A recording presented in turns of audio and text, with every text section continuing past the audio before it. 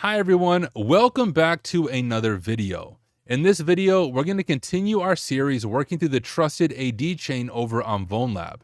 Now, if you don't know what this is part number 5. So you're going to feel a little bit lost if you jump into the video right here. You'll still learn a lot in the process, but if you do feel lost, I recommend you watch parts 1 through 4 ahead of time.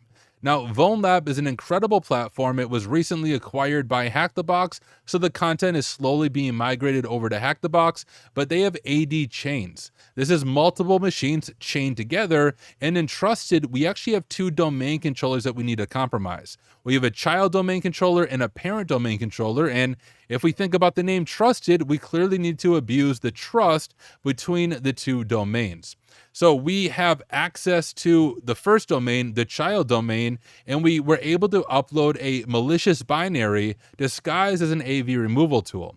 A user named C Powers ended up clicking on it, and we were able to get a interpreter shell as the C Powers user, and we're going to pick things up right there. Before we dive in, I do want to let you know that this video series and my entire channel is of course brought to you by me. In addition to all of the live streaming that I do, I also have some paid courses that I spend a lot of time and a lot of effort producing to help you learn, and I do my best to keep them as affordable and as accessible as possible. My most recent course is Hands-on Phishing. It'll teach you to do full phishing campaigns from beginning to end from the perspective of a pen tester or red teamer. I teach you everything from creating your own servers out in the cloud, to configuring DNS, to purchasing domains, to using both GoFish and Evil Jinx to bypass MFA, to doing telephone spoofing, to bypassing common defenses. If phishing isn't your thing, I have a course on AWS pen testing. This will take you from beginner to intermediate level in AWS or cloud pen testing, covering all the main AWS services with 2 full custom capstone challenges at the end created by me based on things I see in the real world when I'm doing AWS pen testing. And if you're more a beginner, I also have Introduction to Hacking Methodology. This is a beginner-friendly course that will introduce you to how to hack things. You'll get hands-on with a custom machine created by me based on real vulnerabilities I found and disclosed in the real world, real 0 days or CVEs. So one of the best ways you can support me is by purchasing one of my courses or donating and becoming a member on Ko-Fi. You can check out the links to all of my courses and Ko-Fi in the description of this video. That being said, let's go ahead and dive into our content for today. So I have our notes pulled up right here, and you can see we were able, if I scroll through to the bottom, we were able to compromise C Powers. And at the end of part 4, I asked you the question, now that we compromise another user, what should we do? And hopefully your answer was we should enumerate. What permissions and what access does this new user have? And hey, one thing I forgot to say, you might notice there's chat above my head occasionally. That's because I am making this while I'm live streaming. Almost all my content is made while I live stream, and if you've never been part of the live stream, you should join. These people above me are amazing. They're in the live studio audience. Make sure you hit subscribe and hit the little bell notification thing so that you are notified the next time I jump on stream. But in order to check out what privileges we have, we're going to want to go to Bloodhound. And it looks like I accidentally closed it. So let me get Bloodhound open back up. I'm going to log in as my admin user that we set up. I think we set up Bloodhound in like part 1 of this series or part 2. I don't even remember. It's been too many parts. But here we are logged into Bloodhound, and let's look up the C Powers user. And you can see we have that little diamond looking thing. That means C Powers is a high value target, potentially a domain admin or something along those lines. Let me go ahead and right click, and we're going to add to owned. I'm also going to zoom out. I feel like it's zoomed in too much. And if we look over at the right side, which I realize my face is here, so let me run across the screen really quick. You guys see how fast I am when I run virtually? Now you can see the side of the screen, but if we scroll through, we can see that C Powers has 74 outbound object controls because C Powers is a member of the domain admins group. So since we're able to compromise C Powers, we should be able to compromise the entire child domain and then begin abusing the trust relationship between the child domain and the parent domain. So let's see if we can do this. One issue that I ran into in the previous stream, and you can actually see it here, I was able to get Meterpreter sessions, but they would almost always die quickly. So I wanted to experiment with something else. With MSF Venom, what should I name this? This is WinRM. What's this? That's also WinRM. All right, we're going to close that one. We'll name this one WinRM. And I'm going to go over to my web server here. With MSF Venom, I believe we can create binaries that run commands. So one idea that I have, where is the syntax for that? Okay, here we go. Windows execute Phishing PowerShell. Can't we run commands with MSF Venom?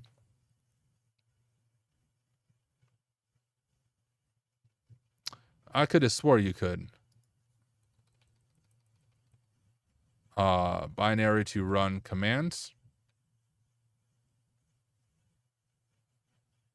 What's AI going to tell us? Okay, am I AI hallucinating, guys? I could have swore that you could like run a, like give it the command you wanted to run, and instead of just getting a shell, it will actually run that command. I feel like I'm being gaslit right now by Google. Maybe I'm wrong. Maybe I'm thinking of something completely different. Yes, it's a CMD payload. Okay, thank you. I'm not insane. What's the syntax for that? Do you think AI would actually be able to help? No.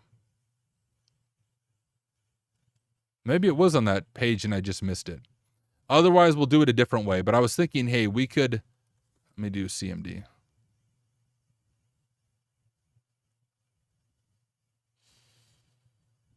Yeah, these are all just shells. It's not actual commands.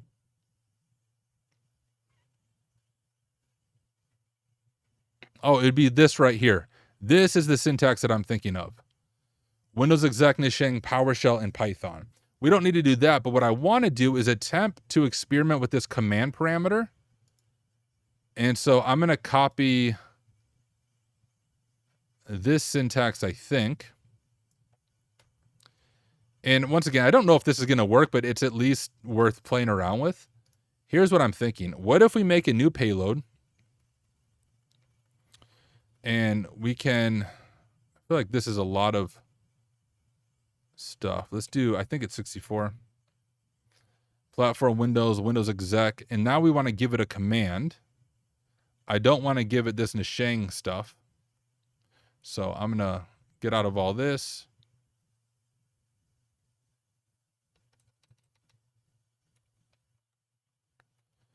And the command that I'm thinking we could run, what is our current user? eWalters, I think. What if we did net group domain admins? Then is it net group domain admins eWalters add domain? Is my syntax there correct? I don't know if it is. This will probably fail, but it's worth at least playing around with. I'm curious if I can just get them. Okay. We'll do x86.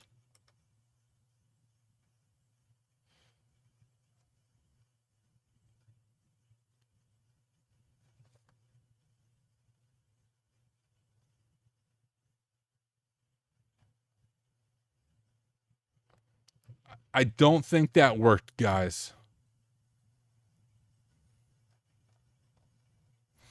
No, screw it. We're gonna, move myself back to the right side. Thank you. Let me run myself back over here.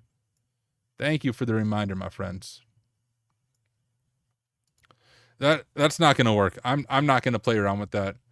We'll do what seemed to work last time, and I already have it in there. So I'm gonna run this right here, and then I'm just gonna run that command right away. So I'm gonna go back, see if I can copy that command, just so I'm ready to add it. I think this is the command.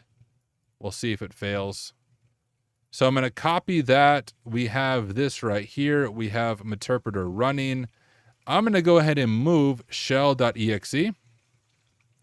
It's doing that lower quality thing when you scroll. Oh, is it? Let me know if that's still happening.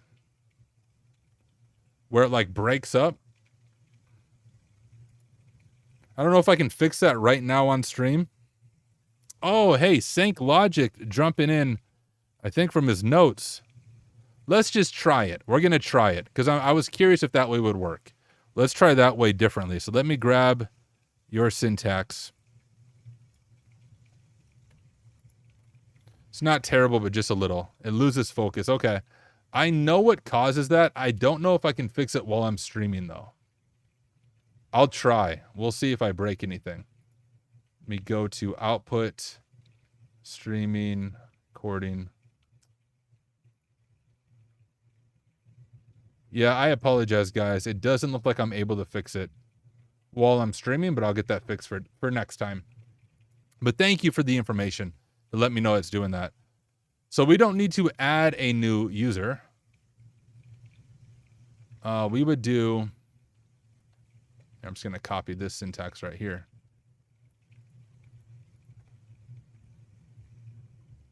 It's an Xorg issue. Well, that's good to know.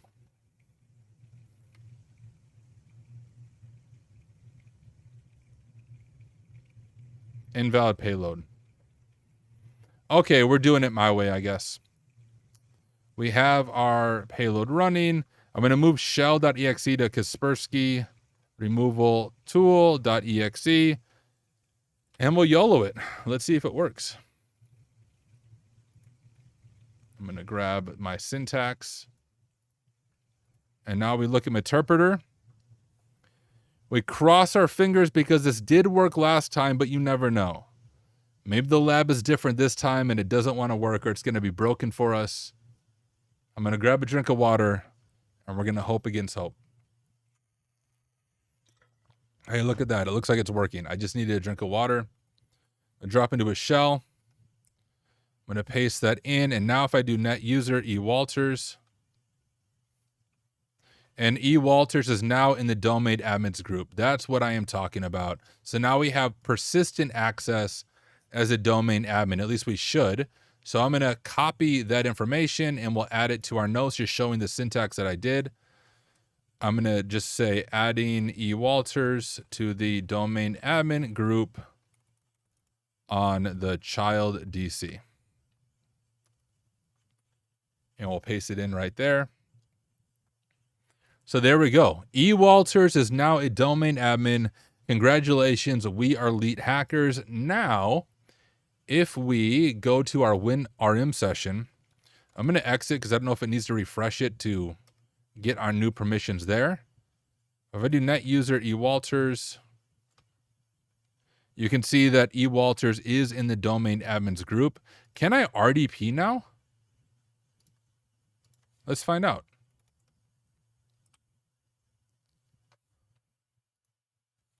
eWalters hack smarter 123 exclamation mark. Ha ha ha ha ha. I am the lead hacker. I can now RDP into the domain controller, at least a child domain controller. Wouldn't that get caught by Windows Defender in the real world? Yes. Oh, that's not the command I wanted to do. It would get caught. Although you would be surprised how many things don't get caught by EDRs and stuff. But yes, I'm not teaching evasion in this video, just standard Active Directory hacking. I will say in a lot of pen tests, once you get to that point, you wouldn't actually reset any passwords or anything like that. You would just let the client know, hey, I have a path to domain admin. Can I try it? And they're aware of it. But that's the difference between a pen test and a red teaming activity. Anyways, we are logged in here as eWalters, as a domain admin. We should be able to now access any of these users that we want, right? So if I go to administrator, I'm going to hit continue. And we go to desktop. Oh, and there's two user flags. I'm going to stop sharing my screen for just a moment. Okay, so this is the first user flag. Remember the user flag that we saw in the last video?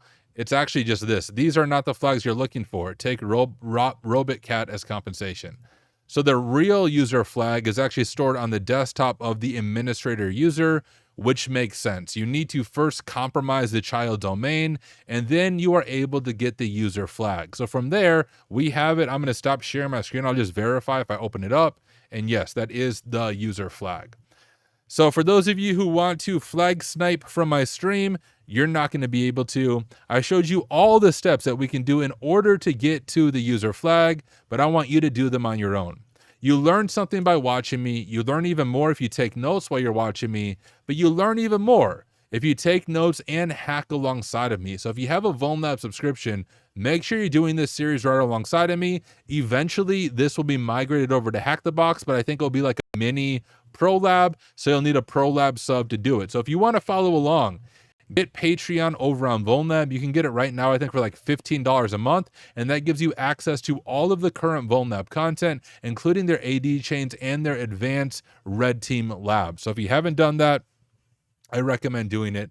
But we have the user flag now. So now the question is, well, how can we exploit the trust? And I actually think we can enumerate that with Bloodhound. Let's see if I am right or if I'm AI hallucinating again. Why is this so zoomed in? Here, let me zoom out a little bit.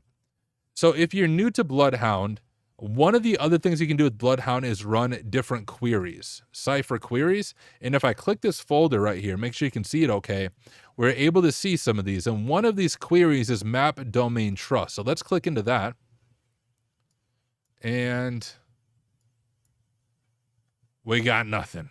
All right. How about all domain admins? We have C powers. And if I remember right, I did have an issue when I got the Bloodhound loot that it didn't load it properly. And I wonder if some of the domain trust information might be in one of those files that didn't load properly, because I'm not seeing any other ways to map the domain trust. But we know that the machine is called trusted. And one actually really good resource on abusing domain trust is TryHackMe. Let me get logged into TryHackMe real quick and I'll show you what I'm talking about. Hey, we got a sub from Gulf Wang Puck. Thank you so much for the support over on Twitch. You are amazing. Do you use the repo for Bloodhound? What do you mean by the repo? You have a specific repo in mind? Anyways, over on TryHackMe, there's actually some really good networks on hacking Active Directory. I often refer to these even when I'm like on an AD pen test. I think it might be lateral movement and pivoting or exploiting AD. Let me check out these rooms real quick and see which one I am thinking through. I completed these rooms. You can see 100% completion, but it shows I didn't do it. But I did actually do this. I don't see anything about trust right here, so I'm going to close that. Maybe it's an exploiting Active Directory. Exploiting domain trust. So if you haven't done these Active Directory networks on TryHackMe, they really are high quality. They're created by a good friend of mine, Amoeba Man, and he is a wizard at pen testing. And he doesn't just create content for TryHackMe. He is the boss for like, I don't know, I think 40 different pen testers at his organization. Incredibly talented pen tester and red teamer, but he created all of these AD networks over on TryHackMe. So if we look at domain trust, we'll kind of glance through this a little bit. So if you have access to tier 0 infrastructure, kind of like our child domain, this is still not enough. We have only exploited ZA tryhackme.loc domain, and for us, it's the lab.trusted.vl domain.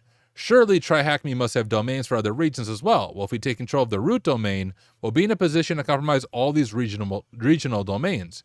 And this task will look at how domain trust can be exploited to take control of the entire forest, which is what we're trying to do. Malware Cube says, Tinus rules. I agree, dude. Seriously, one of the smartest and yet nicest people I know. And also, Malware Cube, good to have you hanging out in chat. So if you scroll through here, it is common to have a root or parent domain in the forest. In our case, this is tryhackme.loc. So in our case, though, if we look over at how our AD chain is set up, we have compromised the lab.trusted.vl. The root domain is this trustedDC.trusted.vl. So you just have to kind of translate that in your mind. For each regional office, I'm going to skim through this. As mentioned above, the trust between a parent and child domain is bidirectional. This is intended behavior and is used to share resources through greater transitive trust relationships. However, as an attacker, we can also exploit this trust to compromise a parent domain if we have compromised a child domain, which is exactly what we have done. Why? No way. Did this just freeze? I can't look out all the time. So even Kimu at times freezes. I think I'm still online with you guys. Let me know if you guys can all see me. But you can see what our next attack is going to be. We have compromised a child domain, and what we need to do is try to compromise the parent domain next. And this TryHackMe room lays out the attack process. I don't know what just happened to my VM, but this is actually a pretty good natural stopping point, because I'm pretty sure our next step is going to allow us to essentially pwn all of the domains and complete this AD chain. And looking over at the time, we're at about the 20-minute mark, which is a good natural stopping point for part 5 of working through this trusted AD series over on Vulnlab. So don't know why my VM froze. Maybe it's just saying, hey, Tyler, you've streamed enough days in a row. You need to go to bed and be ready for Simply Cyber. I will take that message from the VM. But hey, thank you so much for watching and following along with this series. In part 6, we should be able to fully compromise this entire AD chain over on Vulnlab. I've learned a lot in the process. Hopefully you have as well. And honestly, abusing trust isn't something I do very often. And every time I do it, I'm always a little bit confused while I'm doing it. So it will probably take us a good 20 minutes to compromise the root domain now that we have compromised a child domain. But hey, thank you so much for taking the time to hang out with me for this series so far. Join me in part 6, and we will finally compromise this and complete it. So thank you for watching. I will catch you in the next one.